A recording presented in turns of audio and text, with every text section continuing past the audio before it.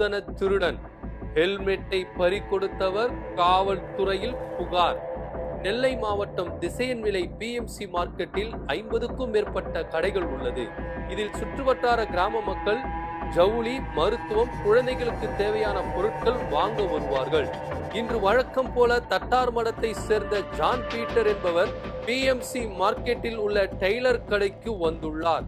அப்பொழுது அவருடைய இருசக்கர வாகனத்தை நிறுத்திவிட்டு தலையில் மாட்டியுள்ள ஹெல்மெட்டை அவருடைய இருசக்கர வாகனத்தின் கண்ணாடியில் மாட்டிவிட்டு டெய்லர் கடைக்கு சென்று மீண்டும் அவருடைய இருசக்கர வாகனத்துக்கு வந்துள்ளார்.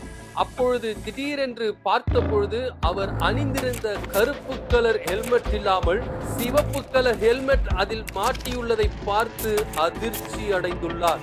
உடனே அருகில் இருந்த கடையில் தெரிவிக்கவும் அந்த கடையின் உரிமையாளர் சிசிடிவியில் ஆய்வு செய்த பொழுது அவர் இருசக்கர வாகனத்திற்கு பின்தொடர்ந்து வந்த ஒரு நபர் அவர் இருசக்கர வாகனத்தை நிறுத்திவிட்டு அருகில் உள்ள கடைக்கு செல்வதே நோட்டமிட்டு பார்த்து கொண்டிருந்தார்.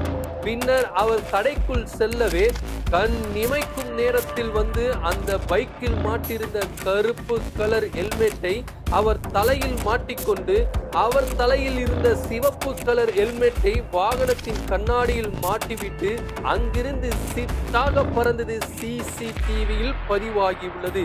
இதன் அடிப்படையில் ஜான் பீட்டர் திசையன்விளை போலீசாரில் புகார் அளித்துள்ளார். குறிவைத்து ஹெல்மெட் திருடிய திருடனை போலீசார் சிசிடிவியின் காட்சியின் அடிப்படையில் தேடி வருகின்றனர்.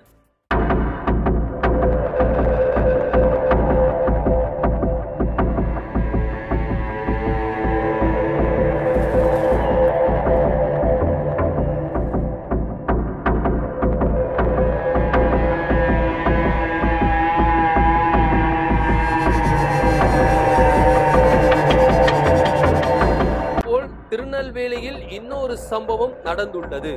ஆன்லைன் டேட்டிங் ஆப்பில் ஆசை வார்த்தை கூறி நேரில் வரவழைத்து ரயில்வே ஊழியர் கொலை. நெல்லையை அடுத்த சுத்தமல்லி பாரதி நகரை சேர்ந்த ரயில்வே துறையில் ஒப்பந்த அடிப்படையில் ஊழியராக வேலை பார்த்து வரும் 40 வயது மதிக்கத்தக்க நபருக்கு தன்பாலின ஆன்லைன் மொபைல் டேட்டிங் ஆப் பயன்படுத்தும் பழக்கம் இருந்து வருகிறது.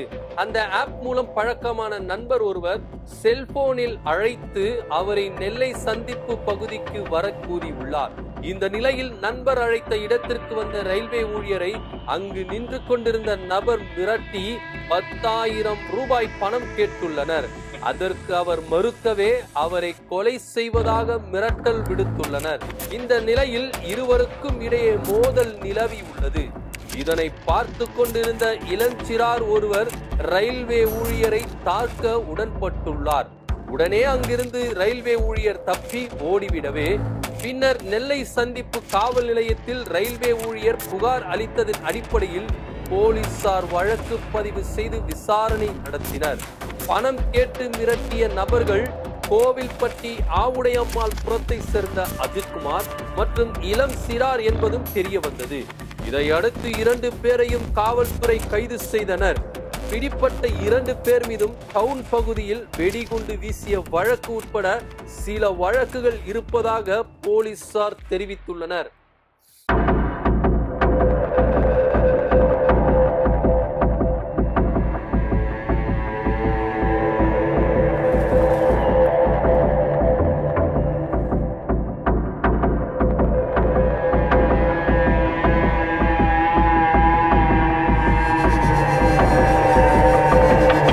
லட்சம் லோன் தருவதாக ஆன்லைனில் பண மோசடி. பணத்தை மீட்டு தர கோரி எஸ்பி அலுவலகத்தில் பொதுமக்கள் புகார்.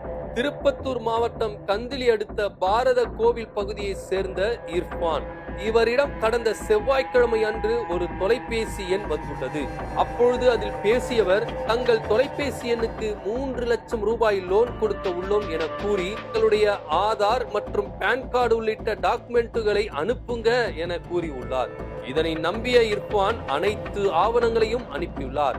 அதன் பின்பு 3 லட்சம் ரூபாய் பணம் வேண்டும் என்றால் முதலில் பணம் செலுத்த வேண்டும் எனவும் டாக்குமெண்ட் சார்ஜ் கொடுக்க வேண்டும் எனவும் கூறி சிறிது சிறிதாக 56,000 ரூபாயை அந்த தொலைபேசி எண்ணுக்கு அனுப்பியுள்ளார். இதனால் சிறிது நேரம் கழித்து அந்த தொலைபேசி எண் சுவிட்ச் ஆஃப் ஆகியுள்ளது.